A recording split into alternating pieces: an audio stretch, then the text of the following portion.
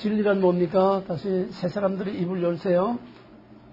진리란 하나님이 내 안에 하나님 되시고 하나님 내 안에 하나님 된다는 건 어떻게 되는 거예요? 말씀과 주권으로 우리 안에 실제하시고 통치하시고 묵은당 말고 해딱거리 좀 얘기해봐.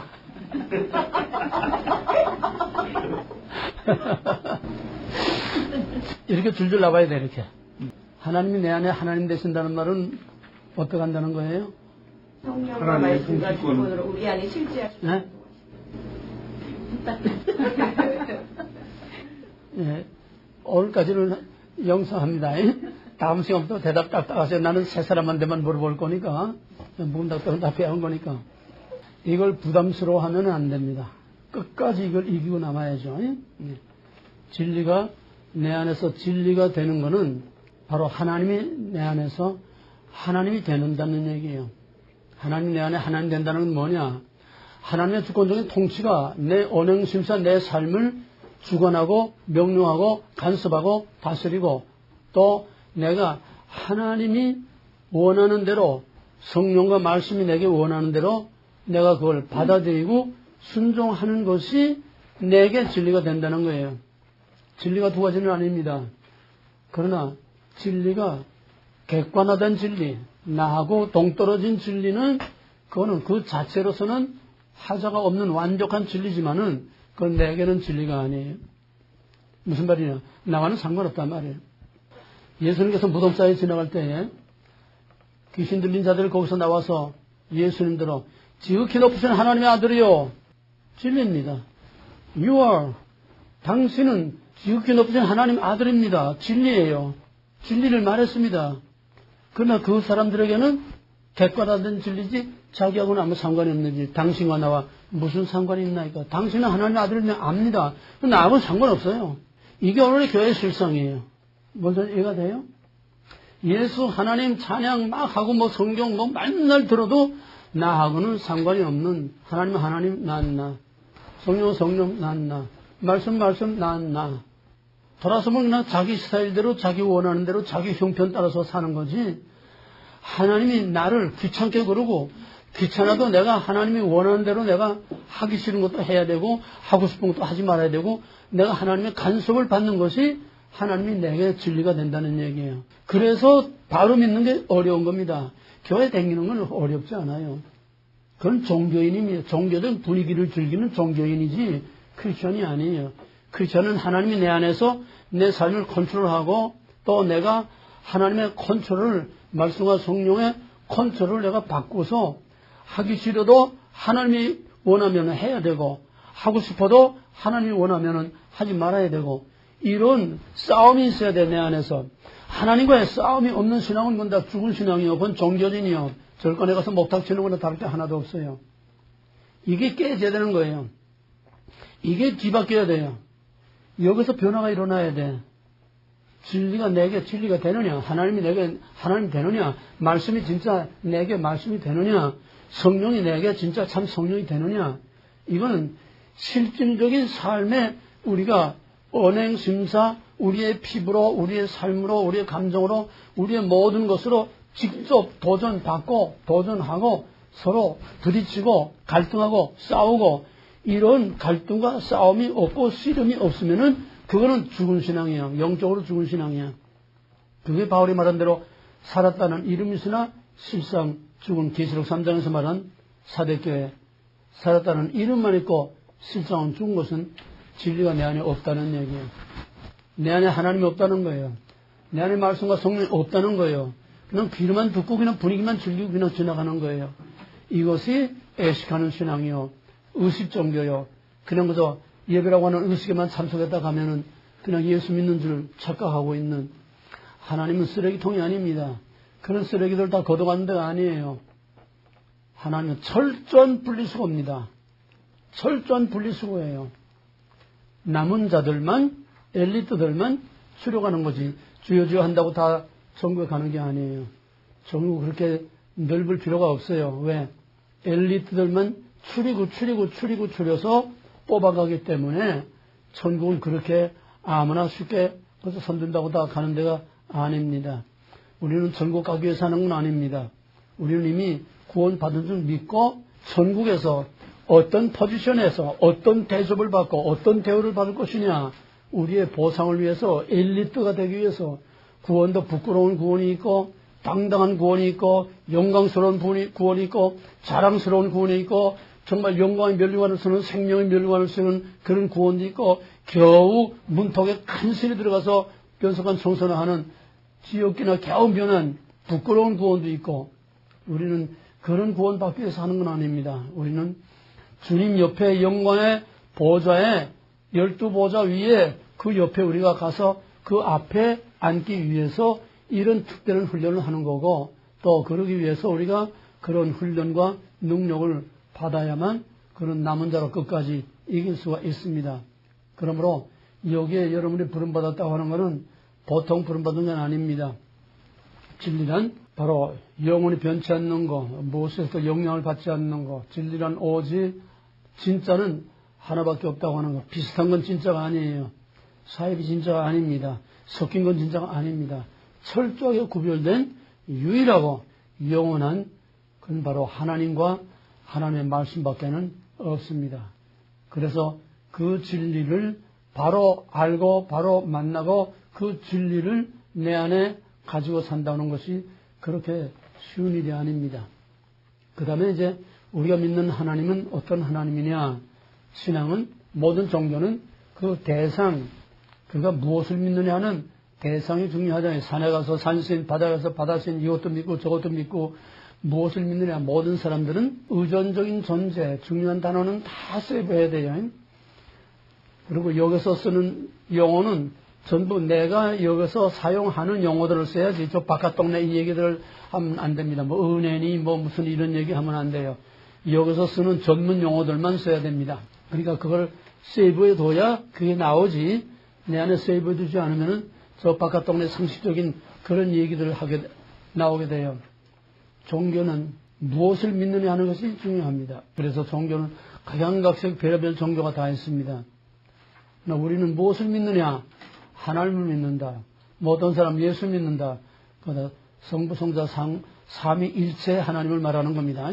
예수 믿는 것도 하나님 믿는 거고 하나님 믿는 것도 예수 믿는 거고 다 그건 삼위일체를 말하는 거기 때문에 우리가 하나님 믿는다고 할 때는 삼위일체를 믿는 것입니다. 우리가 믿는 하나님은 삼위일체 하나님을 믿습니다. 꽃같은 모세오경, 꽃같은 성경에서 나왔지만은 이슬람교와 유대교는 삼위일체 하나님을 믿지 않습니다. 유일하신 하나님, 유일신 종교예요. 유일신 종교. 오늘 그거 다시 하겠지만은 우리가 믿는 하나님도 유일하신 하나님, 유대교나 이슬람도 유일하신 하나님 믿습니다. 꽃같은 유일인데 뭐가 다르냐? 우리가 믿는 유일하신 하나님은 삼위일체로서 유일하신 하나님이에요. 유대교나 이슬람교는 삼위일체, 삼위가 없어요. 그냥 absolutely 철저하게 그냥 하나뿐입니다. only one이야. 그 차이입니다. 오늘 거기에 대한 구체적으로 이제 하겠어요. 그래서 성부, 성자, 성령 삼위일체 하나님을 믿는 것이 우리 개혁교회, 개신교회 신앙이다. 왜 삼위일체가 필요하냐? 그 전에 삼위일체란 동일본질의 세. 삼위일체란 동일본질의 세. 삼위일체란 동일본질의 세. 입 벌려서 하세요. 삼위일체란 동일본질의 세. 예, 입 벌리는 건 아직 마음이 안 열린 증거예요. 삼위일체란 동일본질의 세. 예, 삼위의 관계는 구별되되 비분리, 비분할, 비분할. 예, 이건 생각해서 하지 말고 입으로 나와야 됩니다. 입으로 자꾸 몇십 번 하면은 입으로 저절로 나와요. 우리가 주기도문 할 때 생각하고 하는 게 아니고 사도신경 할 때 생각하고 하는 게 아니에요. 입으로 다 그냥 저절로 나옵니다. 딴 생각해도 그냥 나와요. 그런 식으로 해야 됩니다. 우리가 좀 하는 거는 매번 애호라는 거, 반복하는 거, 복습하는 거는 그런 식으로 그냥 입으로 나와야 돼. 삼위의 관계는 구별되되 비분리, 비분할, 비분할. 네, 거기에 대한 설명은 하지 않겠습니다. 그냥 삼위일체란 뭐냐? 동일본질의 세 인격. 또 삼위일체, 삼위의 관계는 뭐냐? 구별되되 비분리, 비분할, 비혼합. 섞일 수도 없고 분할될 수도 없고 또 무엇이 무엇에 흡수될 수도 없고 혼합될 수도 없는 이건 특별한 신관입니다. 지구상 동서고금의 어떤 종교도 삼위일체 신을 말하는 종교는 우리 기독교밖에 없습니다. 유교, 불교, 이슬람교, 유대교 이런 모든 종교들 다 말하지만은 삼위일체를 말하는 종교는 기독교밖에 없습니다. 이게 왜 이렇게 필요하냐? 오늘 그걸 조금 더 보충하겠습니다. 오늘은 삼위일체란 뭐냐? 성부, 성자, 성령. 성부는 어떤 것이고 성자는 어떤 것이고 성령은 어떤 것이며 왜 삼위일체가 필요하냐? 하나님께서는 맨 처음에 인간에게 많은 사람들에게 하나님이 누구냐를 나타내 보이신 것, 즉 계시한 것은 시내산입니다.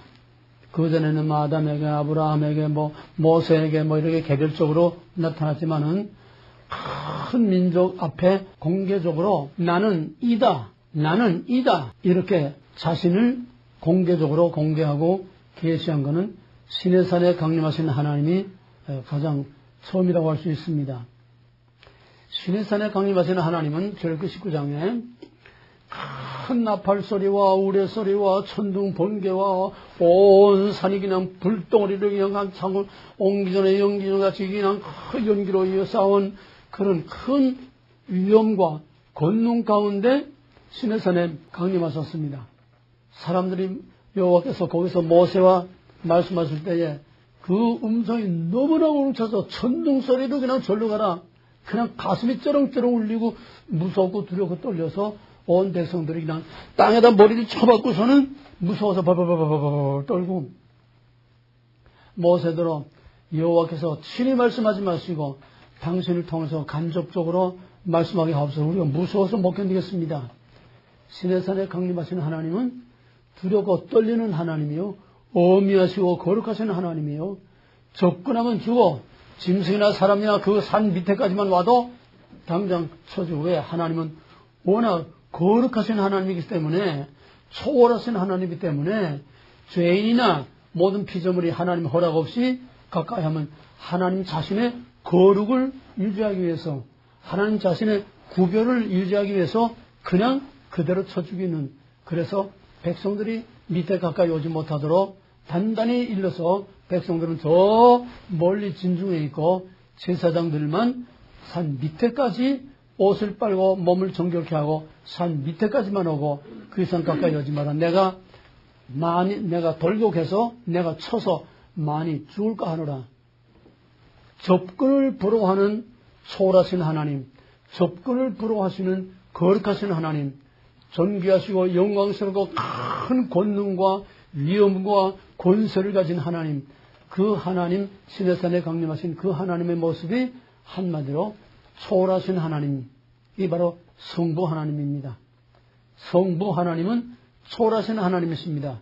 성부 하나님은 초월하신 하나님이기 때문에 어떤 피조물의 형상과 같은 그런 형상을 갖고 있지 않아요. 초월하신 하나님은 형상이 없습니다. 왜? 하나님 외에는 다 피조물이니까. 피조물은 다 형태가 있어요. 다 형상이 있어요.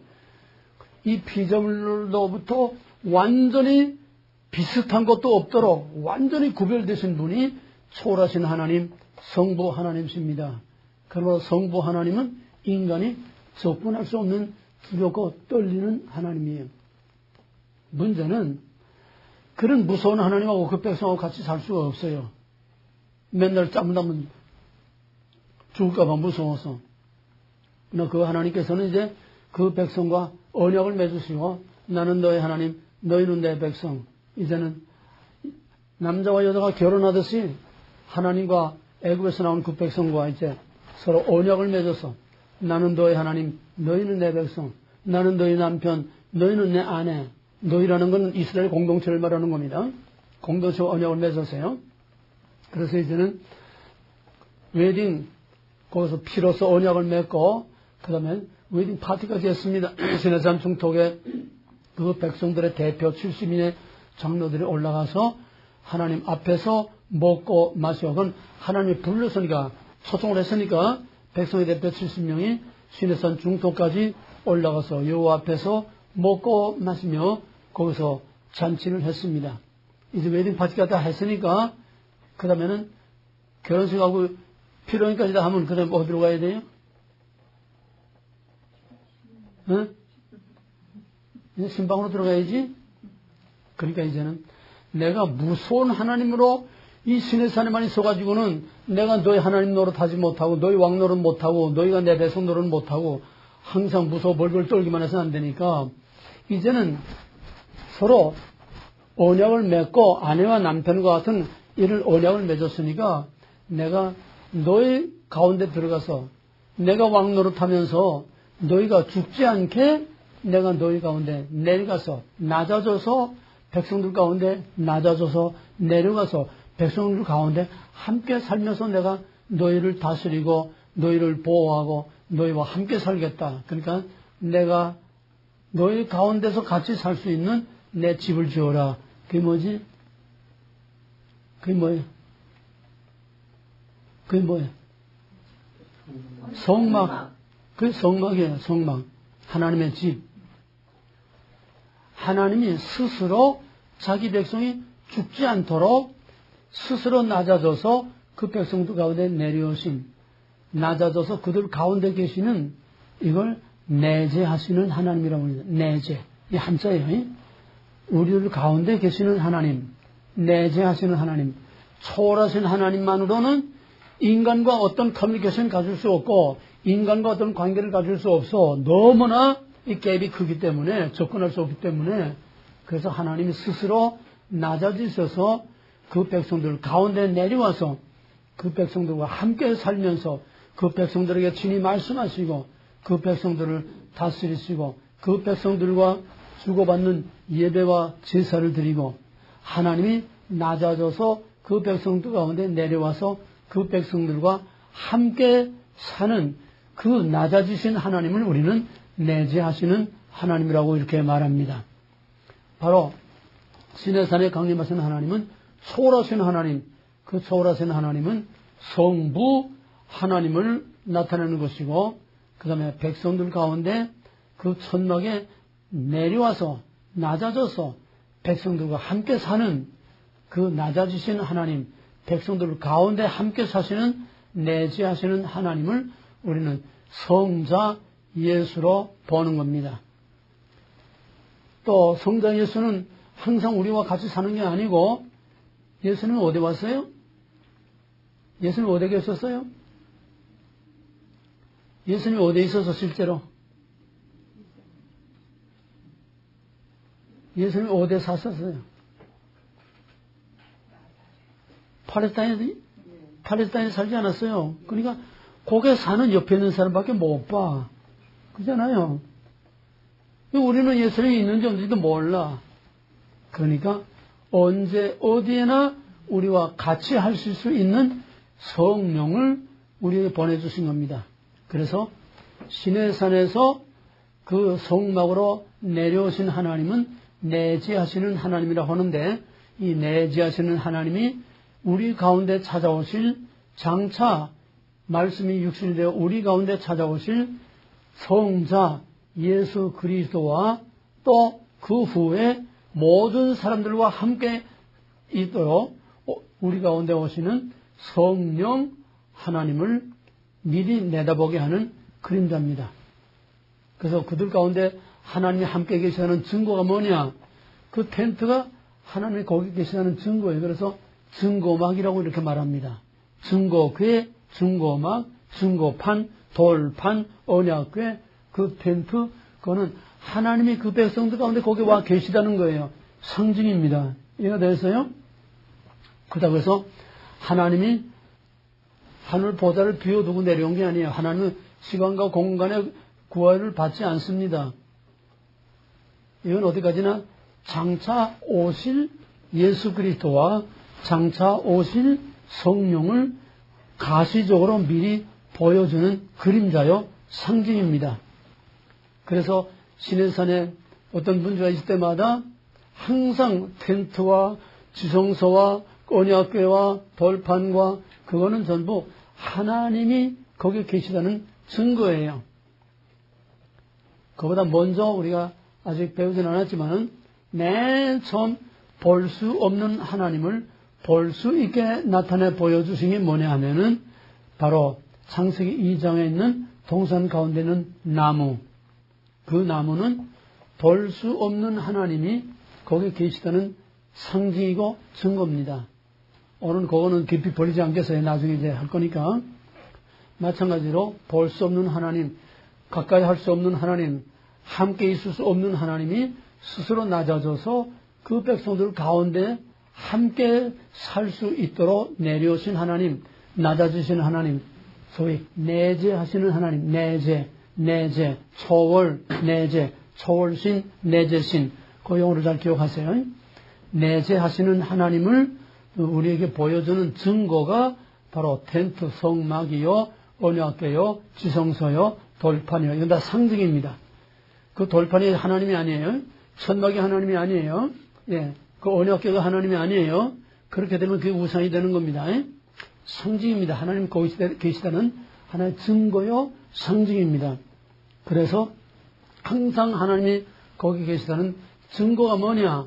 그 위에 하나님이 임재하실 때는 그 해막 위에 불기둥, 낮에는 구름기둥, 밤에는 불기둥, 항상 그 불기둥과 구름기둥이 거기에 함께 있음으로써 하나님이 초월하신 하나님이 죽지 않도록 내재하시는 성자와 성령으로 거기에 와 머물러 계시다고 하는 증거가 바로 그 성막 위에 머물러 계시는 불기둥과 구름기둥입니다. 그래서 민수기에서 광야 40년 동안 불기둥과 구름기둥이 움직이면은 백성들이 다 천막을 걷어가지고 또 따라가고 어디든 가서 거기 멈춰서 움직이지 않으면은 1년이고 3년이고 10년이고 거기에 그냥 머물러 있고 항상 불기둥과 구름기둥이 인도하는 대로 따라간 것이 광야 40년 민수기의 40년 생활입니다. 이게 내재하시는 하나님이 그 백성과 함께 가는 증거가 바로 성막 또 거기 불기둥과 구름기둥입니다. 이것이 이제 장차 때가 참에 상징으로 보여줬던 하나님의 임재, 상징으로 나타났던 하나의 상징과 그림자로 가시로 나타났던 불기둥과 구름기둥과 그 성막이 바로 이제는 상징이 아니고 그림자가 아니라 이제는 진짜 하나님이 오신 거예요. 그래서 시내산에 내려오신 하나님, 해막과 성막과 불기둥과 구름기둥으로 내려오신 하나님은 어디까지나 상징입니다. 그 진짜 하나님이 아니에요. 예? 불기둥, 구름기둥, 성막 그게 하나님이 아니에요. 하나님이 거기 와 계시다는 상징입니다. 그러나 이제는 상징이 아니라 진짜 하나님이 말씀이 육신되어서 볼 수 없는 하나님이 볼 수 있는 사람의 모양으로 오셨어요. 그게 바로 예수 그리스도이십니다. 그래서 시내산의 성막에 내려오신 하나님, 불기둥과 구름기둥으로 그들 가운데 함께 계신 내재하시는 하나님은 바로 초월하신 하나님은 가까이 할 수 없기 때문에 장차 오실 성자와 성령을 미리 내다보게 하는 거다. 바로 여기서 삼위일체라는 게 필요합니다. 왜? 초월하신 하나님만 계시면은 감히 접근을 할 수가 없어요. 유대교의 하나님은 제사만 드렸지 하나님과 커뮤니케이션, 하나님과 함께 동거하고 사는 이런 하나님과의 릴레이션십이 없어요. 관계가 없어요. 유대교는. 열심히 그저 율법을 지키고 그저 제사만 지내면 되는 거지 하나님과의 인격적인 관계가 없어. 왜? 감히 접근을 불허하는 하나님하고 어떻게 인격적인 관계를 가집니까? 같은 모세오경에서 나온 이슬람의 알라라는 건, 그건 알라, 야외 다 같은 뿌리에서 나온 건데, 그 알라라는 이름, 뜻은 뭐냐 하면은, 무서워 떨떨떨떨떨 떤다는 얘기예요. 알라스는 무서워서 벌벌벌벌 떤다는 뜻이에요. 왜? 그들은 초월신만 있고, 유대교나 이슬람교는 초월신만 있고, 그들 가운데 내려오신, 낮아지신 내재신이 없어요. 왜? 삼일체를 믿지 않고 삼일체를 인정하지 않으니까 두려워 떨리는 하나님만 있을 뿐이에요. 여기서 오는 문제가 뭐냐? 초월하시는 하나님만 계시면 물론 하나님의 능력이 제한이 되는 건 아닙니다. 하나님의 능력은 뭐든지 다 할 수 있지만은 초월하신 하나님만으로서는 우리가 구원받을 수가 없어. 즉 죄인이 가까우면 죽어. 접근을 불허하는 하나님이시죠. 그러므로 초월하신 하나님만으로는 우리가 구원받을 길이 없어. 무슨 말이냐? 우리가 하나님께 가까이 나갈 수가 없다는 거예요. 여기서 문제가 오는 겁니다. 여기서 초월신만 있는 유일신 종교인 이슬람교와 유대교는 초월신, 유일하신 하나님만 있기 때문에 인간이 하나님께 접근할 수가 없어. 하나님과의 어떤 릴레이션십을 가질 수가 없어. 기껏해봐야 제사 지내는 것밖에 없어. 그럼 어떻게 해야 되느냐? 하나님이 그 백성들에게 찾아와서 함께 살지 못하니까 그들이 자기의 행위에 선을 쌓고 행위에 공로를 쌓아서 하나님께 벽돌장 쌓았듯이 사다리 놓고 올라가듯이 하나님께 올라가야 돼. 하나님 내려오지 않으니까. 무슨 말이야? 쉽게 말하면은 지난번에도 말했지만은 어떤 사람이 등산객이 깊은 계곡에 빠졌어. 올라올 수 없어. 어떻게 해야 그 사람이 살 수 있죠? 암만 소리 질러도 올라와. 이렇게 올라와. 암만 떠들어봐야 안 돼. 이게 율법주의입니다. 이렇게 해라 저렇게 해라. 그래가지고는 이렇게 해라 저렇게 하는 율법만 가지고는 거기서 기어 올라와서 하나님 손에까지 올라올 수가 없어. 율법 가지고는 안 돼. 그럼 어떻게 해야 돼? 레스큐 구조대가 헬리콥터 줄을 타고 그 깊은 계곡에 거기까지 내려가서 그 사람을 끌어안고 올라와야 그 사람을 구원할 수 있습니다. 그게 뭐냐? 내재신. 우리 가운데 내려오시는 하나님이 내려와서 우리를 이끌고 올라가야 우리가 구원받는 거지. 인간의 힘으로, 인간의 공로로, 인간의 어떤 수고와 노력과 지식과 연구와 인간의 어떤 수단 가지고 결대로 그 사망의 깊은 골짜기에서 스스로 기어 올라올 수가 없어. 인간의 행위로는 하나님 앞에까지 기어 올라와서 구원받고 살 길이 없어요. 인간의 힘으로는 절대로 구원받을 수 없고 하나님께 가까이 나갈 수 없습니다. 오직 하나님께서 내려와서 내재신 내려와서 우리를 끌어올려고 건져주셔야 우리가 구원을 받. 그래서 삼위일체 종교가 아니고는 절대로 구원이 없다는 거예요. 이제 이해가 됐어요? 기독교만이 구원이 있다는 말이 여기서 나오는 겁니다. 그래서 기독교는 독선적인 종교일 수밖에 없어요. dogmatic theology, 이 조직신학, 교회와 기독교 우리 개신교의 이 교리를 dogmatic theology라고 하는데 이 dogmatic이라는 말은 또 다른 말로 하면 독선적인 거 아니에요? 타협과 용납을 다른 걸 용납하지 않은 absolutely 오직 삼위일체 하나님이 믿음으로서만 내재하시는 하나님이 내려와서 우리를 건져주시고 끌고 올라가야 우리가 구원받을 수 있는 거지. 죄인이 하나님 앞에 갈 수도 없고 우리가 율법을 따라서 이렇게 행하라 저렇게 하라 율법에 하라는 대로 행위 가지고 우리가 구원받을 수 없다는 얘기예요. 이게 제일 중요한 겁니다. 왜 삼일체가 필요하냐? 삼위일체 즉 우리 가운데 낮아지시고 내려와서 우리를 건져줄 내재신이 없는 그 종교는 절대로 구원의 길이 없다는 거예요. 이거 확실히 이해가 돼야 됩니다. 왜 우리가 기독교를 믿어야 되느냐? 우리가 왜 삼일체 하나님을 믿어야 되느냐? 그냥 막연하게 해도 추상적으로 하나님 그냥 그따위 하나님은 유대교 하나님이나 알라신 하나님이나 다를 게 하나도 없어요. 확실한 삼위일체를 알고 믿어야 우리가 확실히 구원받을 수 있는 겁니다. 그 삼일체란 뭐냐? 초월하신 하나님, 어미하시고 전능하시는 하나님, 성부 하나님과 또 적군을 불허하는 그런 하나님이 친히 사람이 되어서 사람의 모양으로 우리 가운데 내려와서 우리를 끌어올려서 건져주시는 바로 성자, 성령, 삼일체에서 초월하신 하나님은 성부 하나님, 내재하시는 하나님은 뭡니까? 성자와 성령입니다. 성자와 성령. 근데 성자 예수는 내려와서 십자가에서 우리를 구속하시고 다 이루었다. 그러면 끝바이 시작에 나고 올라갔어요. 그리고 우리 가운데는 어떤 하나님이 계십니까? 성령 하나님이 계시는데 내재하시는 뭐라고요? 내재하시는 우리 가운데 내재하시는 하나님은 뭐라고? 성자와 성령입니다. 항상 성자와 성령은 우리 가운데 내재하시는 하나님이기 때문에 떨어질 수가 없어요. 우리를 떠날 수가 없어요.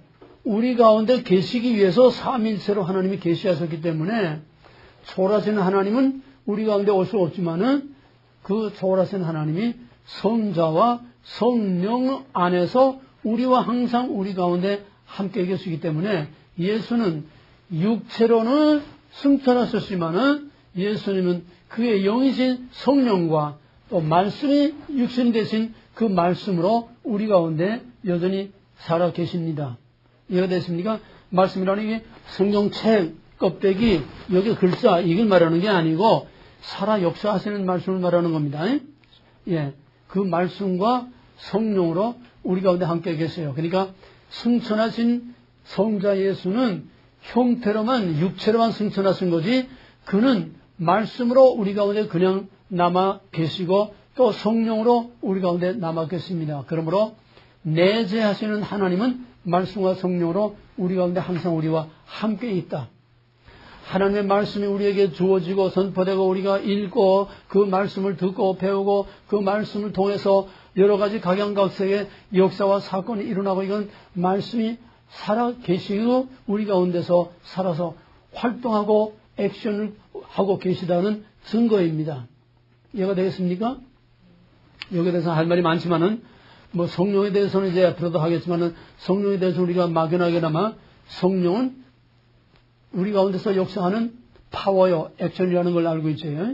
그럼 이것도 말씀이 어떻게 예수님은 성자 예수님은 올라가셨는데 왜 말씀으로 우리 가운데 그냥 계시는가? 이 말씀이 어째서 하나님인가? 이 책이 하나님이 아니에요. 이 책이 하나님인데 이 책이 우상이 돼. 예? 여기서 여전히 글이 이게 하나님이 아니에요.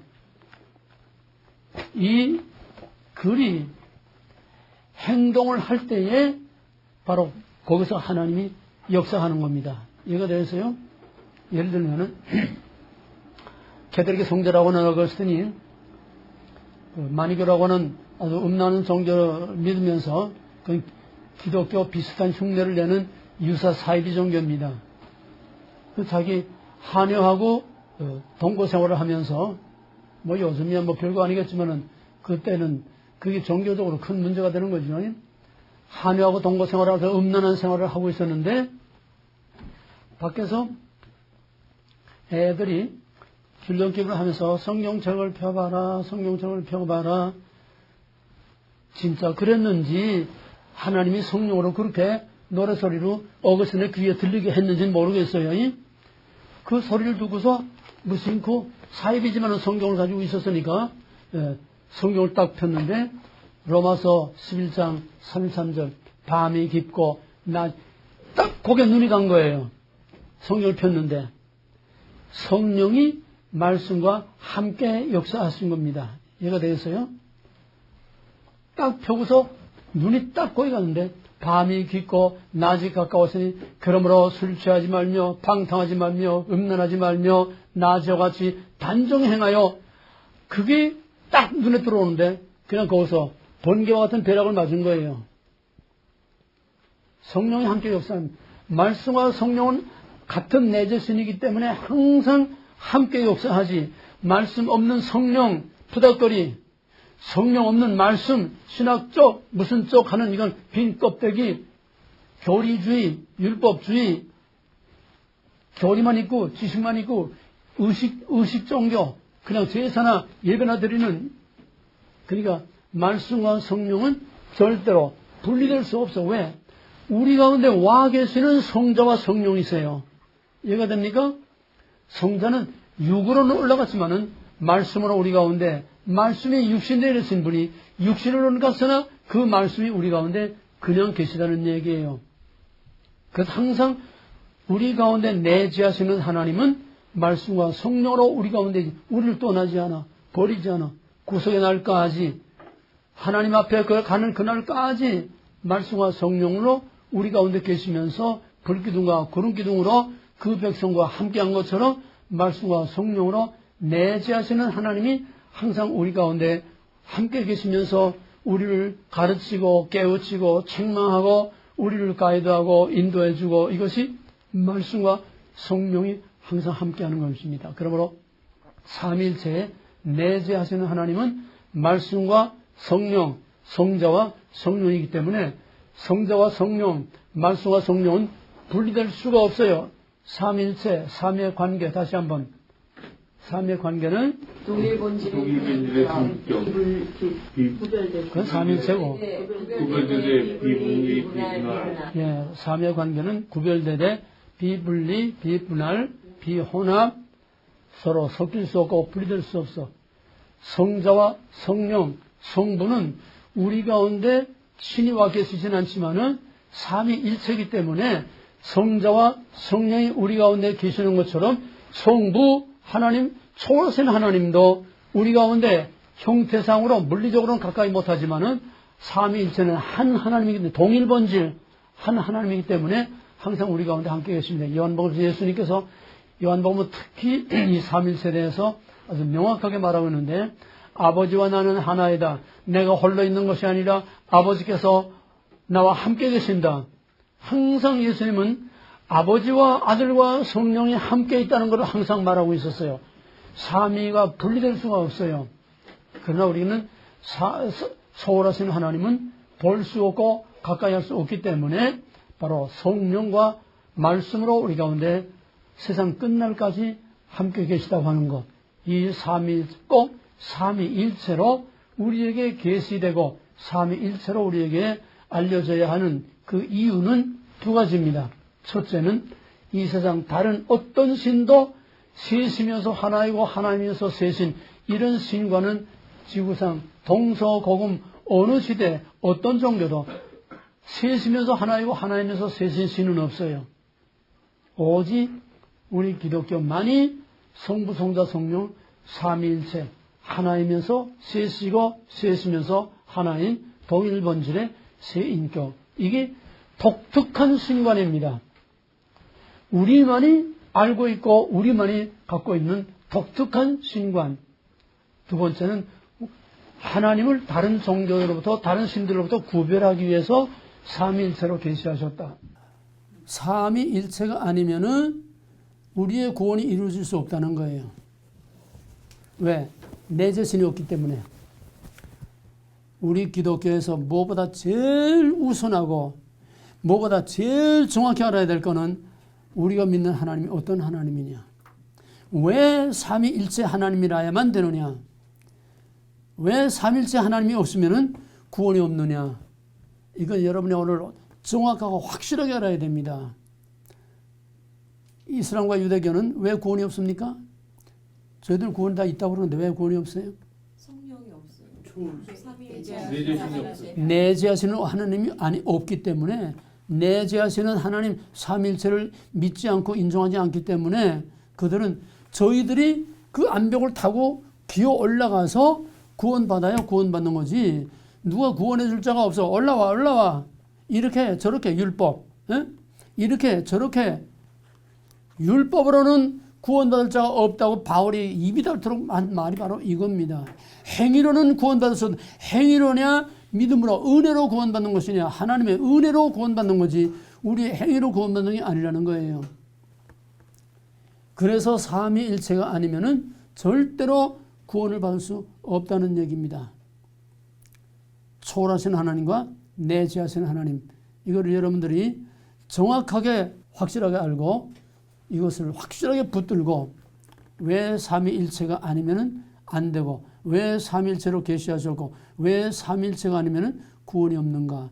이건 누구에게나 확실하게 대답해 줄 수 있어야 됩니다. 네, 오늘은 그것만 할 수 없기 때문에 얘기하자면 뭐 끝도 없이 많지만은 그 다음에 우리 카이로사 크로노스 교재 나온 거 있죠. 고대 헬라인들은 시간을 세 가지로 생각을 했습니다. 시간을 세 가지로 생각을 했어요. 아이언이 뭐냐면은 영원한 시간이에요.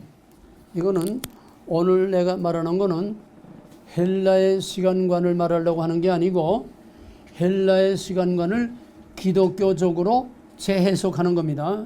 이거 중요해요. 우리는 지금 헬라 사상을 공부하고 있는 게 아니에요.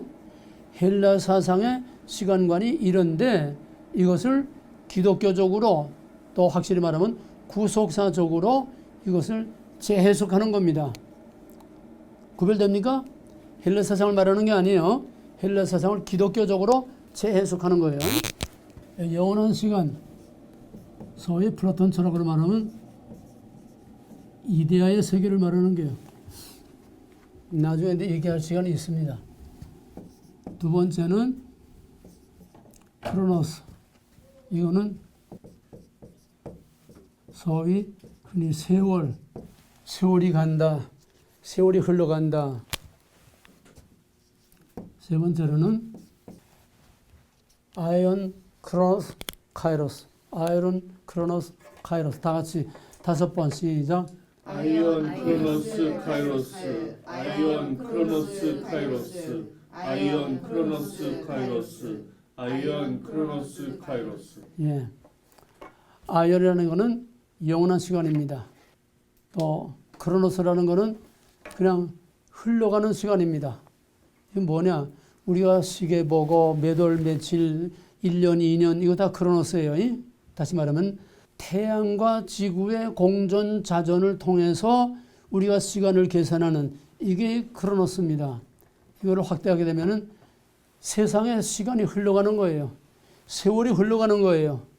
이거는 개인의 의견과 상관없이 알든 모르든 사람은 생로병사 나면은 늙어가고 죽어가고 전부 다 흘러가는 거예요.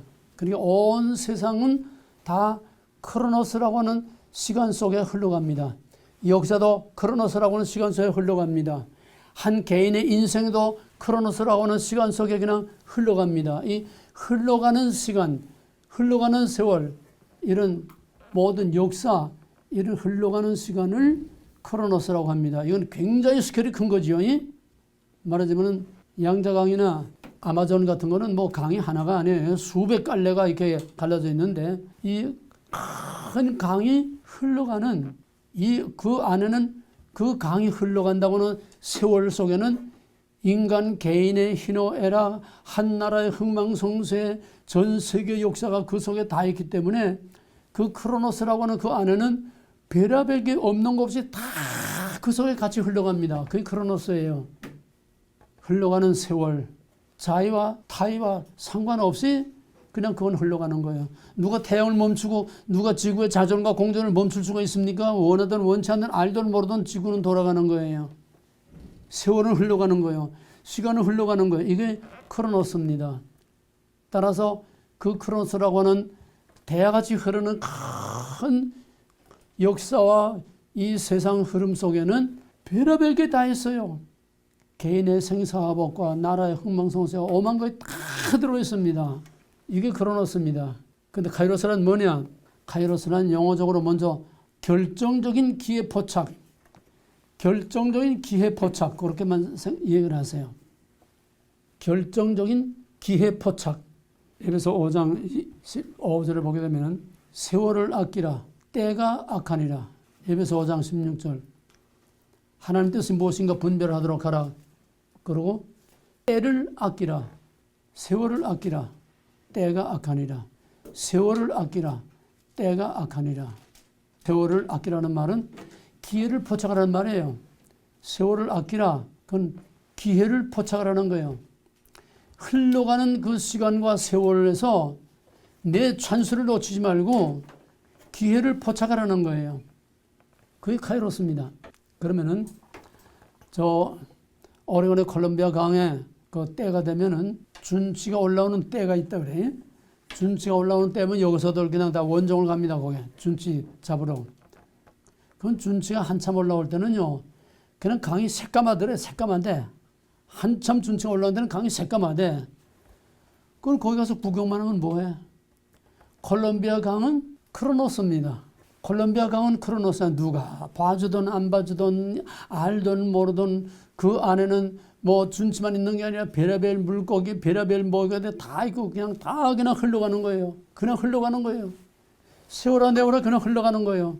그러나 그런 준치들이 올라올 때 거기 가서 낚시를 던지면은 크로노스라고 하는 흘러가는 세월에서 낚시를 던지면은 거기서 무슨 사건이 일어납니다.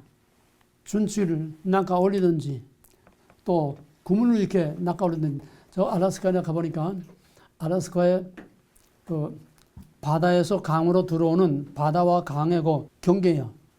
바다와 강이 만나는데 거기서 이제 세이먼들을 잡는데 거기 가보니까 그물이 이 공간만 해요. 그물이. 계단한 나무 채다가.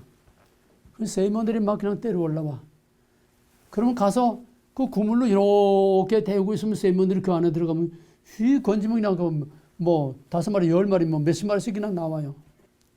그거 놔두면 나와 무슨 상관이 있나니까. 세이먼이 때려 올라가든 준치가 때려 올라가든 그 강물이 흐르든 바다로 들어가든 나온 아무 상관없어. 그러나 흘러가는 강물에 그물을 집어던지든지 낚시를 집어던지든지 적극적으로 내가 개입을 해서 거기서 사건을 만들어내는 기회를 포착하는 이게 카이로스라고 하는 겁니다. 이제 아이온, 크로노스, 카이로스 개념을 이해했습니까? 모든 사람들은 크로노스라고 하는 세월과 크로노스라고 하는 이 세상의 흐름 속에 그냥 다 흘러가는 거예요. 흘러 어디로 가? 바다로 가요. 그 바다는 무슨 바다? 죽음의 바다예요. 그냥 다 들어가는 겁니다.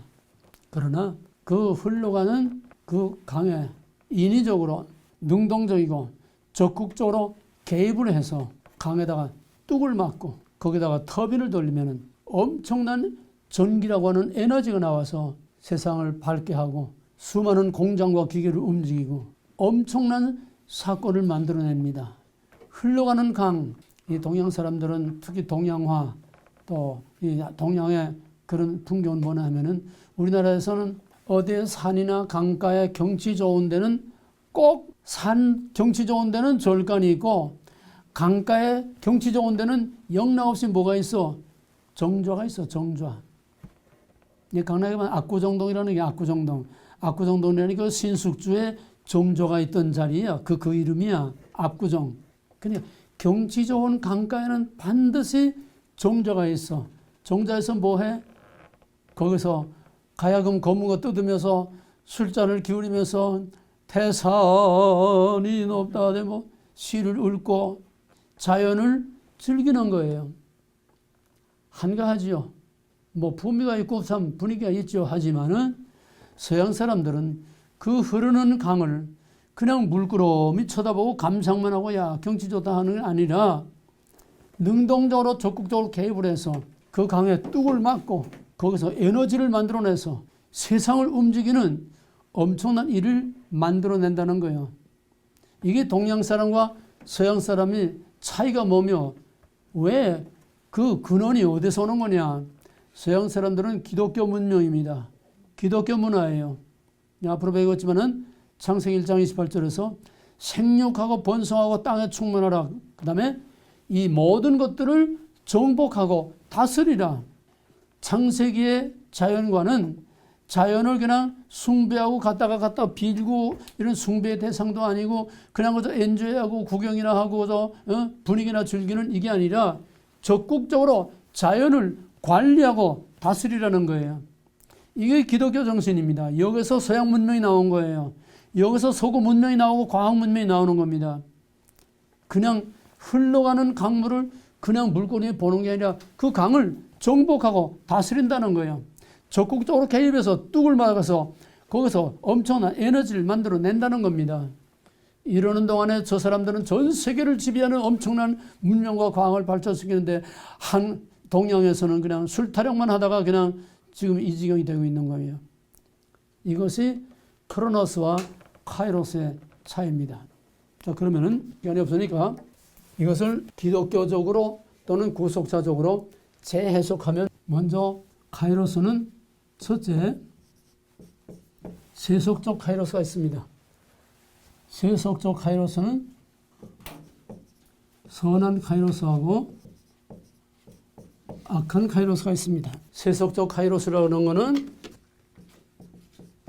세속사를 말하는 겁니다. 세상의 역사의 흐름. 세상의 역사라고 하는 대야같이 흐르는 이 크로노스라고 하는 시간의 강. 이 세속적 카이로스에서는 선한 카이로스와 악한 카이로스. 선한 카이로스와 악한 카이로스도 세계적인 것과 개인적인 것 마찬가지로 개인적인 카이로스 또는 세계적인 그런 카이로스. 그럼 예를 들면은 세계적인 선한 카이로스는 뭐냐? 그 한 사람이 흘러가는 세월과 역사 속에서 어떤 결정적인 이벤트를 만들어냄으로써 결정적인 찬스, 결정적인 모멘트, 결정적인 어떤 기회를 만들어냄으로써 많은 사람들에게 선한 결과, 유익을 준 그런 거를 역사적인 선한 카이로스라고 이렇게 말할 수가 있습니다. 예를 들면 에디슨이 전기를 발명했나? 에디슨이 우리는 항상 여기는 조금 덜하지만 한국엔 장마철 되게 되면 뭐 번개, 천둥소리 얼마나 요란스러워요. 그건 한국에만 보는 게 전 세계가 거의가 다 번개 치고 그냥 비가 오고 우레소리가 나고 이건 다 크로노스입니다.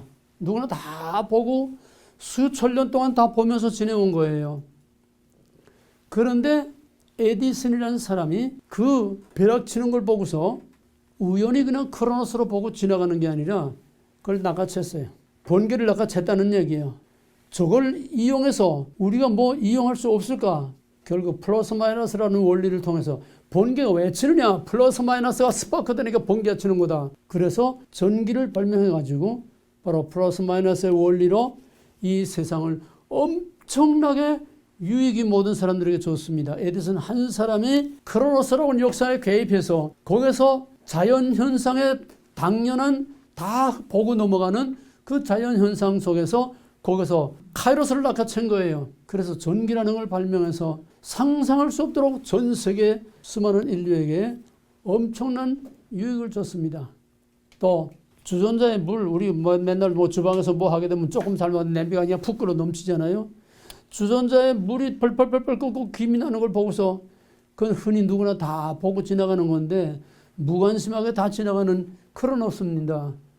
그런데 유별나게 남들이 다 무심코 보고 지나가는 그런 평범한 크로노스 속에서 야, 이거 뭐 펄떡펄떡 하는 거 보니까 이게 뭔가 파워가 있는 거다. 이 파워를 이용할 수 없을까? 강물에 뚝을 막아서 에너지를 만들어내는 거나 평범한 자연현상에서 펄떡펄떡 맨날 끓는 거 보대는데 그걸 딱 낚아채가지고서 결국 전기기관차라고 하는 에너지를 거기서 만들어냈다는 거야. 이것이 온 세계 많은 사람들에게 유익을 줄 수 있는 공적인 카이로스입니다. 공적인 카이로스. 그 밖에도 개개인으로 개인의 선한 카이로스. 내게 유익이 되고 남에게 유익이 될 수 있는 그런 결정적인 그런 기회와 찬스를 만들어낸 그런 얘기들은 얼마든지 있습니다. 인류의 역사는 이런 창조적인 카이로스를 창출해내는 이런 사람들에 의해서 오늘의 문명과 오늘의 인류의 역사가 만들어져 온 겁니다. 그 다음에 이렇게 말하면 복잡하니까 그냥 간단하게 선합을 합시다. 그 다음에는 악한 카이로스가 있어요. 악한 카이로스라는 건 뭐냐? 그 어떤 사람의 결정적인 행동 하나로 인해서 엄청난 많은 사람들에게 악을 끼치는 악한 카이로스가 있어요. 뭐 너무나 잘 알고 우리가 더 뭐 이를 곱을 필요도 없죠. 칼 막스라는 사람 한 사람이 악한 원리를 만들어냄으로써 얼마나 지구상에 수많은 사람들이 피를 흘리고 학살을 당하고 죽게 됐습니까? 칼 막스는 악한 카이로스입니다. 그 사람 하나가 역사를 그냥 다 뒤흔들어 놓고 수많은 사람을 희생시켰어요. 스탈린 한 사람이 7천만 명을 학살시키는 무시무시한 악한 카이로스를 그가 만들어냈습니다. 모택동이 6천만 명, 월남이 크메르루츠가 공산화되고 나서 150만 명을 죽이고 월남이 호지밍이 월남 공산화되고 나서 600만 명을 죽였어. 모택동이 6천만 명, 이게 다 나치가 600만 명의 유태인을 학살시키는 이게 한 사람의 악한 카이로스로 말미암아 온 세계 인류가 엄청난 고통을 당하는 이런 악한 카이로스가 있습니다. 뭐 그런 예들은 수없이 많아요. 오늘 우리 한국에도 선한 카이로스도 하나님이 주셨고 악한 카이로스도 주셨어요. 지금 한국 왜 이렇게 몸살을 앓습니까? 북한의 김정은과 핵 때문에 몸살을 앓지 않습니까? 김정은은 하나의 악한 카이로스가 세상을 다 흔들어 놓고 있어요. 지금 슈퍼 아메리카 미국도 막 뒤흔들고 있어요. 한국에 문재인이가 나타남으로써 한국 역사를 다 몽땅 뒤엎어놔서 우리가 상상할 수 없는 엄청난 고통을 지금 가져오려고 하고 있습니다. 악한 카이로스 하나가 얼마나 세상을 뒤흔들어 놓고 얼마나 많은 사람들에게 고통을 주는 하는 것은 우리가 역사에서 일이다 셀 수가 없어요. 마찬가지로 역사 속에서 선한 카이로스로서도 말한다고 하면은 우리나라의 박정희라는 사람 하나가 우리는 5천년의 지긋지긋한 가난이라고 하는 크로노스 속에서 굶는 것이 그저 보릿고개 때 그냥 풀뿌리 뜯어먹고 나무껍질 벗겨먹고 저 퉁퉁 부어서 죽고 독올라 죽고 이게 연례 행사였어요. 여러분은 잘 기억 못할 거예요. 연례 행사였습니다. 특히 호남 쪽에 더 심했죠. 그건 우리 그저 당연한 것처럼 크로노스. 의뢰의 그르려니 보릿고개가 되면 먹는 게 떨어지니까 의뢰의 그르려니 다 체념하고 살았어요. 근데 박정희라는 사람은 아니다. 흐르는 강물을 막아서 에너지를 만들자. 마찬가지예요. 이 흘러가는 가난이라고 하는 지긋지긋한 가난을 이걸 끊어버리고 우리도 좀 잘 살 수 있는 나라로 뒤엎어보자. 한 사람의 카이로스로 역사에 적극적으로 뛰어들면서 우리도 잘 살 수 있다. 왜 남의 나라는 저렇게 잘 사는데 우리는 왜 이렇게 맨 꼴에 비해서 살아야 되느냐. 남의 나라는 저렇게 평안하고 저렇게 잘 사는데 왜 우리는 이렇게 굶주리면서 퉁퉁 부어서 풀뿌리 뜯어먹고 불퉁 주워서 죽어야 되느냐. 우리도 잘 살 수 있다. 사람의 의식을 바꿔놨어요. 생각을 바꿨어요. 모든 행동을 바꿨어요. 라이프 스타일을 바꿨어요. 그래서 오늘 배가 불러서 오히려 저렇게 딴수를 피는 저 정도 지경까지 불과 3, 40년 만에 세계 10대 경제 대국을 이루는 엄청난 카이로스를 만들어낸 겁니다. 한 사람의 선한 카이로스가 오늘 한국을 세계 최밑바닥에서 세계 10대 경제 대국으로 끌어올리는 한 사람의 카이로스. 그렇게 만들어 놓은 거를 한 사람의 카이로스가 다 뒤엎어서 북한처럼 이제 다 같이 굶어 죽게 만드는 공산화 하려고 지금 저렇게 혈안이 되고 있어요. 정치 얘기하자는 게 아니에요. 한 사람의 카이로스가 어떤 역할을 끼치느냐. 교회에 한 사람 잘못 들어오면 그 교회가 풍지박산 납니다. 교회 목사 하나 잘못 들어오면 그 교회 평안하고 잘 가던 교회가 풍지박산 납니다. 이 바닥에서도 남쪽 북쪽에서 큰 교회들 후임 목사 와서 교회 깨지고 교회 분란이 일으키지 않은 교회가 거의 없어요. 후임 목사가 와서 그냥 교회가 깨지고 들러오고 뒤엎어지고 한 사람이 잘못 들어오면 세상이 이렇게 바뀌고 한 집안에 며느리 하나 잘못 들어오면 그 집안 풍지박산이 나요. 근데 한 집안에 며느리 하나 잘 들어오면 그 집안이 세상이 바뀌어. 아프리카 선교 갔던 청년이 있는데 선교 갔다 오면서 새까만 사람 하나 데리고 와서 자기 아내래. 나 여자하고 결혼할 거래.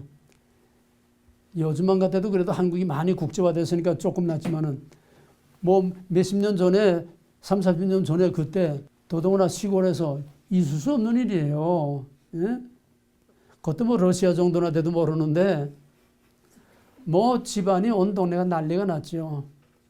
근데 이 청년은 선교사로 나가서 거기서 선교사 같은 동력을 하던 선교사하고 결혼해서 왔는데 뭐 부끄러움이 뭐해서 하나님 앞에. 근데 이 까만 여자가 완전 영어권이니까 나가서 영어 강사로 나가서 돈을 벌어 들여오는데 시골에서 밥도 제대로 못 먹고 가난하던 이 집안이 이 까만 여자 때문에 살판이 났어. 예? 돈을 얼마나 잘 벌어오는지. 그다음부터는 그 시어머니가 처음에 그렇게 멸시하고 그냥 나가서도 그냥 얼굴 들고 못대고 그러더니 나가서 동네방네 우리 며느리가 얼마나 예쁜지 모르겠다고 그냥 우리 며느리 돈 잘 벌어오고 얼마나 효도 잘하고 얼마나 집안 살림을 다 뒷바라지 하는지 며느리 하나 들어와서 우리 집은 살판이 났다고 동네방네 다니면서 며느리 자랑하고 댕겨요. 가정이나 교회나 어떤 한 사람이 어떤 카이로스를 가지고 들어오느냐에 따라서 이렇게 세상이 달라집니다. 시간이 없으니까 하나님의 카이로스, 다른 말로 말하면 구속사적인 카이로스라는 거예요. 구속사적인 카이로스, 구속사적 관점에서 본 카이로스라는 겁니다. 그럼 영적으로 성경적으로 보게 되면은 이 세상에 흘러가는 크로노스라고 하는 것이 언제 생기냐? 세월이라고 하는 거, 시간이라고 하는 거, 역사라고 하는 거 언제 생겼느냐? 태초에 빛이 있으라. 빛이 있었고 빛을 낮이라 어둠을 밤이라 저녁이 되며 아침 되니 첫째 날이니라. 둘째 날이니라. 셋째 날이니라. 여기서부터 시간이라고 하는 크로노스가 시작됐습니다. 하나님은 아에온, 영원한 시간 속에 계시는 하나님이세요. 영원 전도 끝이 없고 영원 후도 끝이 없고 하나님은 영원이라고 하는 그 시간 속에 삽니다. 헬라 사상에는 하나님이 없어요. 그래서 이건 기독교적으로 재해석하는 겁니다. 기독교적으로 우리가 구속사적으로 재해석할 때에 아이언은 하나님의 영역, 하나님의 시간이다. 영원 전부터 영원까지 계시는 하나님의 시간, 이게 아이언이다. 그러면은 빛이 있으라. 첫째 날, 둘째 날, 셋째 날. 크로노스가 아이언에서 나왔어요. 하나님에게서 나왔습니다. From God. 인간의 역사와 시간은 하나님에게서 나와서 빛이 있으라. 역사를 창조하신 그때부터 크로노스라고 하는 세월, 시간, 역사가 나왔습니다. 하나님이 아무것도 없는 거기에 하나님이 개입하심으로 크로노스라고 하는 이 만물을 창조했고 해와 달과 별과 1년, 2년, 3년 시간과 역사를 만들어냈고 크로노스는 하나님의 아이언에서 나왔습니다. 그 다음에 하나님의 카이오스란 뭐냐? 인간의 역사에 하나님이 개입하실 때에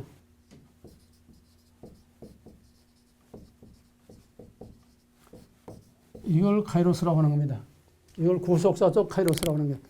하나님이 인간의 역사에 개입했을 때에 거기서는 엄청난 사건이 일어나게 됩니다. 하나님이 인간의 역사에 개입할 때에 무슨 사건이 일어나느냐? 심판과 구원 사건이 일어납니다.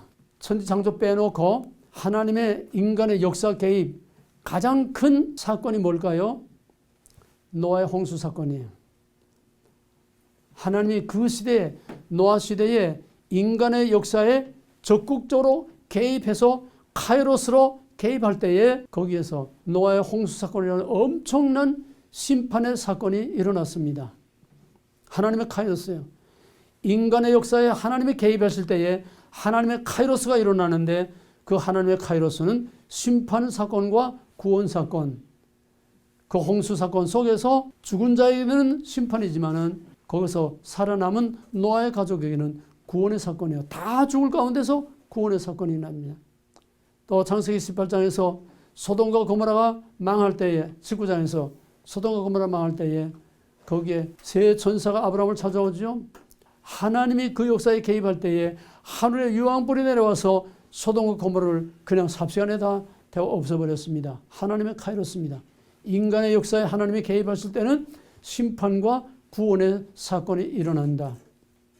애굽에 400년 동안 노예 생활하던 그들에게 하나님께서 모세와 함께 그 애굽의 역사에 개입할 때에 거기서 10가지 재앙이라고 하는 엄청난 사건이 일어났고 짐승이나 사람이나 다 초음난 거 다 죽어나가는 엄청난 사건이 일어났고 심판의 사건과 함께 거기서 또 약속된 아브라함의 자손들을 이끌어내는 구원의 사건, 심판과 구원의 사건, 출애굽 사건은 하나님의 애굽의 역사에 개입한 거고 하나님의 아브라함의 자손의 역사에 개입한 하나님의 카이로스입니다. 하나님의 카이로스는 인간의 역사에 심판과 구원을 가져온다. 그 다음에 아까도 말한 성막, 그것도 하나님의 카이로스입니다. 자기 백성들 가운데 내려오신 하나님. 그건 장차 나타날 것의 그림자라고 그랬어요. 그건 뭐냐? 하나님이 역사에 개입하신 사건 중에 가장 큰 사건은 볼 수 없는 하나님이 볼 수 있는 사람이 되어서 우리 가운데 친히 내려오셨다고 하는 예수 그리스도의 성육신, 예수 그리스도의 성육신, 인카네이션. 그거보다 더 큰 하나님의 카이로스는 없습니다. 인간 세계에 그가 오심으로 죽을 수밖에 없는 모든 인간들을 구원하게 되는 엄청난 구원 사건이 일어나게 된 겁니다. 하나님의 역사 개입으로 일어나는 사건은 성경의 역사가 다 하나님의 카이로스로, 구속사란 하나님의 카이로스로 점철되어 있는 거예요.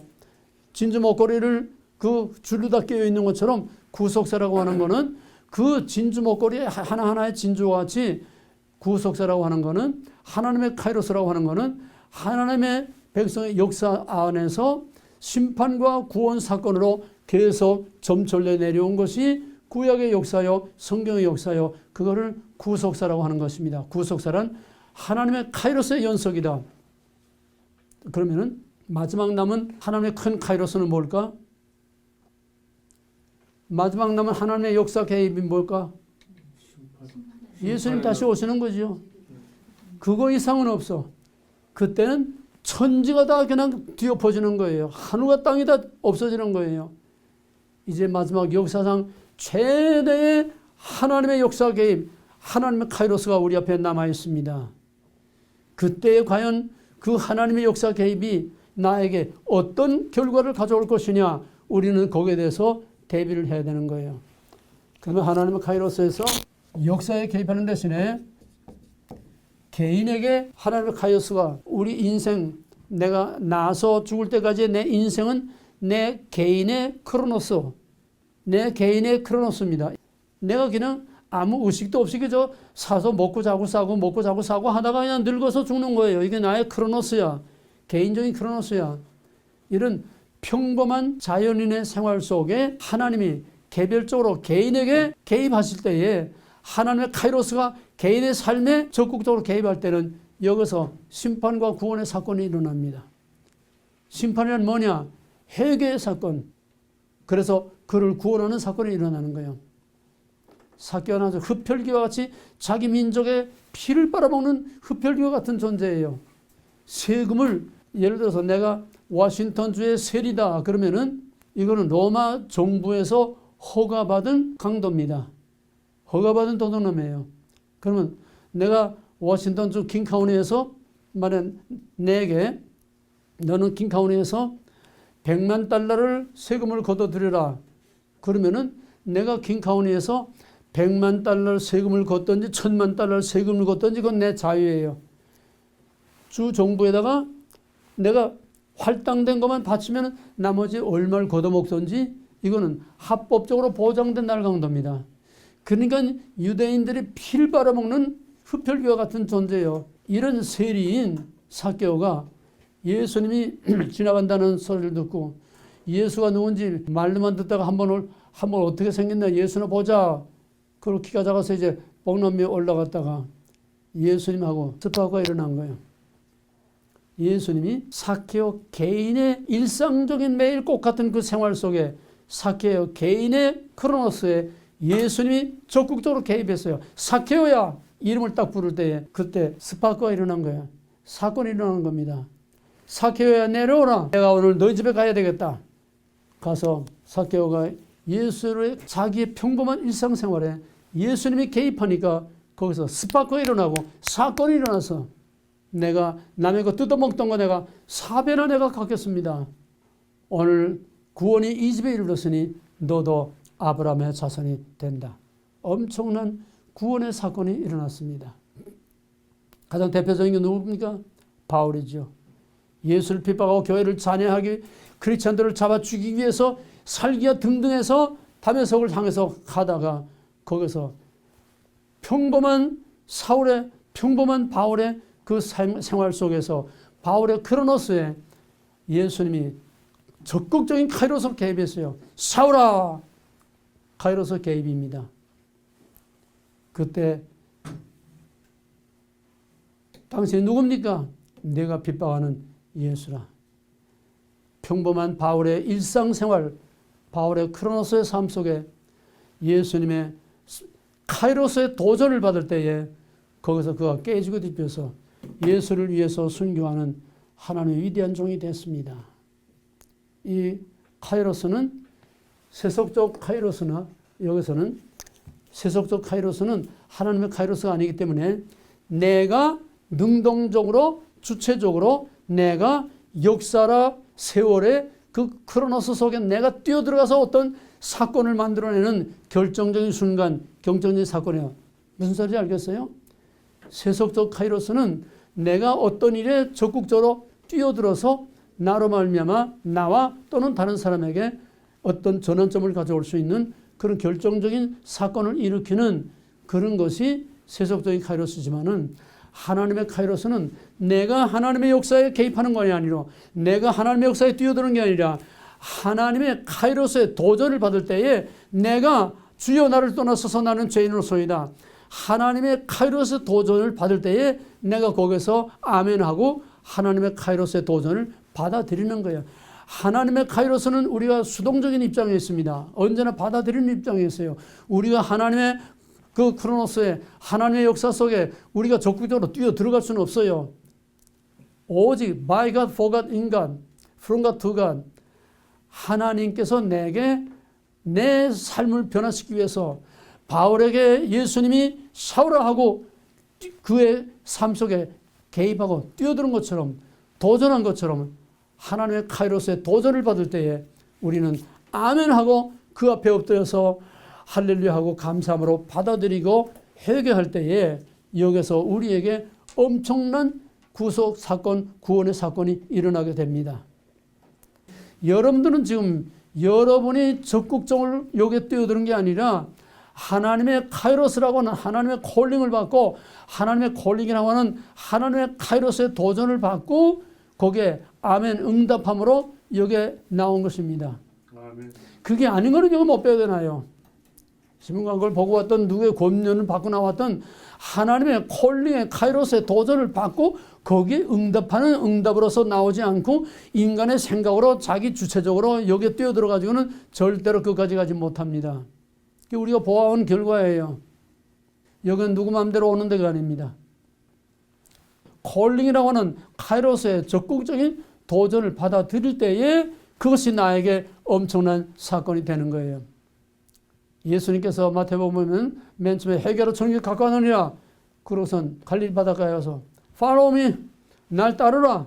그들이 모든 걸 다 버려두고 예수를 따라서 그래서 그들이 12보좌 12기둥에 앉는 엄청난 영광을 받게 되는 그들의 인생이 그냥 평범한 카이로스, 평범한 어부 생활에서 하나님의 12보좌에 앉는 영광을 누리게 된 이 결정적인 것은 바로 그들에게 예수님이 Follow me, 예수님의 콜링의 도전, 예수님의 카이로스의 개입을 받을 때에 No 하지 않고 Yes 하고 거기에 응답했기 때문에 그들의 인생이 변화되고 바뀌는 역사가 일어난 겁니다. 또 길 가다가 어떤 사람들이 나를 따르라 Follow me 하는데 예 가긴 가겠습니다만은 우리 집사 좀 그래서 좀 밭을 좀 돌보고 오겠습니다. 부모 인사 좀 하고 오겠습니다. 뭐 장사 좀 지내고 오겠습니다. 뒤를 돌아보는 자는 내게 합당치 아니하니라. 예수님의 콜링이라고 하는 카이로스의 도전을 받고도 노hen 그들은 인생의 쓰레기, 이름조차 알지 못하는 쓰레기로 그냥 다 죽음의 바다로 다 흘러들어가고 말았지만은 아멘하고 응답하고 받아들인 하나님의 카이로스를 받아들이고 예수의 카이로스를 받아들인 그들에게는 엄청난 하나님의 구원과 영광을 받게 되는 것입니다. 여러분은 이 자리에 하나님의 콜링과 하나님의 여러분의 인생에 개입하는 하나님의 카이로스를 여러분이 받아들임으로 여기 온 줄 믿으시기 바랍니다. 그렇다면 끝까지 갈 수밖에 없습니다. 왜? 이건 내 자유로 된 것이 아니라 하나님의 타유로 된 것이기 때문에. 왜? 하나님이 특별히 사랑하시기 때문에 적극적으로 여러분의 인생과 삶에 개입을 했어요. 그래서 이거는 보통 자리가 아닙니다. 하나님의 카이로스는 여기 나오는 걸로 끝나는 게 아니라 한 시간 한 시간이 하나님의 카이로스의 도전을 계속 받고 있는 겁니다. 한 시간 안에도 수많은 진리의 카이로스의 도전을 받고 있습니다. 이거를 여러분들이 탁탁 그냥 고기 낚아채듯이 순간순간 나올 때마다 번쩍번쩍 하는 하나님의 진리의 말씀이 번쩍번쩍 빛이 나올 때마다 여기서 이거다, 바로 이거다. 탁탁 낚아채서 그거를 자기 미간에 새겨 손목에서 세이브에 두면은 그것이 자기의 보호와 같은 엄청난 카이로스 되는 것입니다.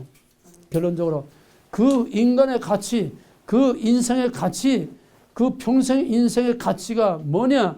돈 많이 벌고 출세하고 영광받고 명예 얻고 자식들 잘 되고 뭐 큰 집 쓰고 그게 아니에요. 그건 다 썩어질 쓰레기다. 영원한 불못이 들어가는 거고 그 인간의 가치는 세속적으로 볼 때는 그 인간의 가치는 돈 많이 벌고 출세한 것이 아니라 그 인간의 가치는 그가 얼마나 남에게 유익과 평안과 기쁨을 끼칠 수 있는 선한 카이로스의 역할을 했느냐, 또 자기 자신을 위해서 얼마나 값진 가치 있는 그것들을 카이로스를 낚아채서 얼마나 많은 카이로스를 축적하면서 살았느냐, 그것이 그 인생의 가치요, 그 인간의 가치요, 그의 인생의 성공과 실패가 얼마나 많은 카이로스를 자기가 캐치했느냐.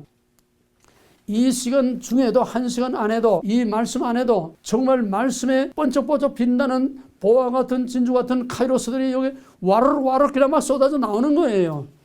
근데 이거를 요거다 저거다 탁탁탁탁 낚고 채서 제 것으로 딱 세이브하지 않으면은 이 아무리 값진 카이로스가 진주알 같은 보석이 여기다 막 그냥 잘잘 쏟아져 나와도 그냥 크로노 속에서 시간이라고 크로노 속에 다 흘러 지나가고 맙니다.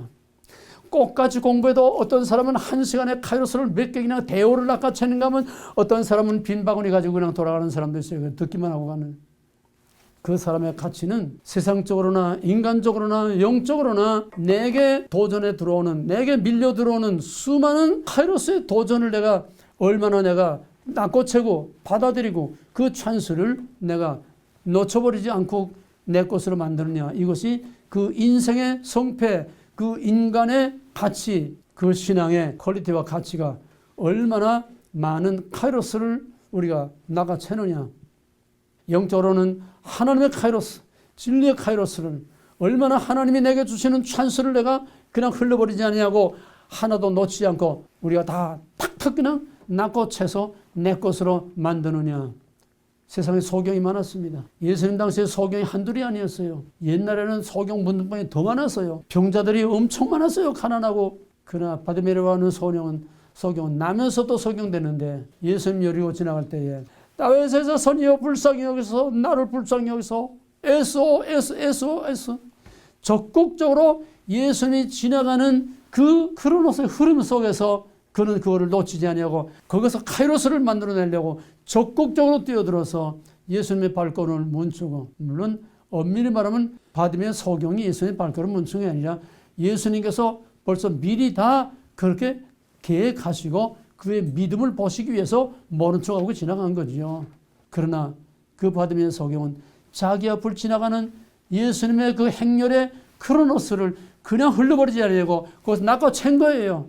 이제는 예루살렘에 올라가면 내가 다시 만날 기회가 없는데 이제는 나를 정말 여기서 결판을 내야 되겠다.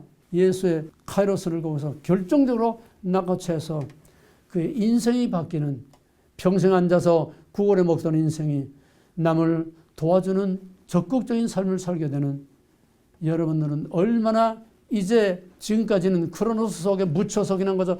강물에 떠내려가듯이 세월아 내월아 다 떠내면서 그냥 몇십 년 인생 다 보냈지만은 이제 인생 한 절반 거진 보내지 않았어요. 그만큼 살았으면 이제 남은 인생이 얼마 될지 모르지만은 이제 남은 인생은 값진 카이로스들로 꽉꽉꽉꽉 여러분의 창고에 카이로스의 보화로 꽉꽉 채우는 지혜로운 자들이 다 되어지기를 주님을 간절히 부탁하고 축원합니다. 카이로스는 세상의 카이로스, 하나님의 카이로스, 세고 셌어요. 이 시간뿐만 아니라 카이로스, 우리에게 기회라고 하는 찬스가 얼마나 많은가 하면은, 물론 큰 기회는 일생일대에 한 번, 두 번밖에 안 옵니다. 그러나 자작으로 한 그런 기회는 수도 없이 많아요. 우리의 카이로스가 눈만 뜨면 그냥 쫙 깔려 있어요. 우리는 이 카이로스라고 하는 하나님의 엄청난 찬스가 가을에 낙엽을 밟고 다니는 것처럼 우리 앞에는 하나님께서 엄청난 카이로스를 그냥 쏟아붓고 있어. 근데 이게 진주를 돼지에게 던진 것처럼 다 짓밟고 뭉개면서 사는 거야. 왜? 모르니까, 미련하니까. 바로 이것을 낚아채는 자가 지혜로운 자인 줄 믿으시기 바랍니다. 한 푼의 카이로스도 놓치지 말고 이 시간 안에서도 수많은 카이로스가 보석처럼 와르르 쏟아져 내려오는데 그걸 하나도 놓치지 않고 탁탁 낚아채서 내 것으로 만들어서 이것이 쌓여서 정말 하나님 보좌 앞에서 12면류관을 쓴 그 보좌 앞에 같이 앉을 수 있는 최고의 엘리트들, 인생 최고의 승리하는 자들이 다 되기를 주님으로 간절히 축원합니다. 오늘 뭐 교제 나누가 가만히 있어. 뭐 앞에 준비하는 시간이 좀 많이 가서 조금 오버되는데 오늘만 용서하세요. 한마디만 내가 더 할게. 한마디만. 요 결론 내려가야지. 한마디. 1분이면 돼. 개인의 평범한 크로노스에 하나님의 아이온의 하나님의 카이로스가 바울처럼 바즘의 소경처럼 또 사케오처럼 하나님의 카이로스가 개인의 평범한 크로노스의 삶에 개입하고 뛰어들 때에는 회개와 구원의 사건이 일어난다. 그건 뭘 의미하느냐? 인간의 평범한 크로노스의 평범한 세월 속에 묻혀서 쓰레기처럼 살던 인생이 하나님의 카이로스가 개입됨으로 하나님의 카이로스를 받아들여서 여기서 스파크가 일어나게 되면은 바로 하나님의 영원한 아이온에 참여하게 되는 거예요. 여기 결론입니다. 뭔 소리인지 알겠어요? 영생이라고 하는 하나님의 영원한 아이온의 세계에 들어간다는 거예요. 몸은 아직 땅에 있어도 우리는 벌써 영적으로 하나님의 시민으로 하나님의 자녀로 하나님의 백성으로 우리는 영적으로 영원한 하나님의 아이온에 들어가는 거예요. 이것이 결정적인 구속사적인 크로노스, 카이로스. 여기 결론이 있는 겁니다. 이 마지막 결론을 잘 이해하시기 바랍니다. 예.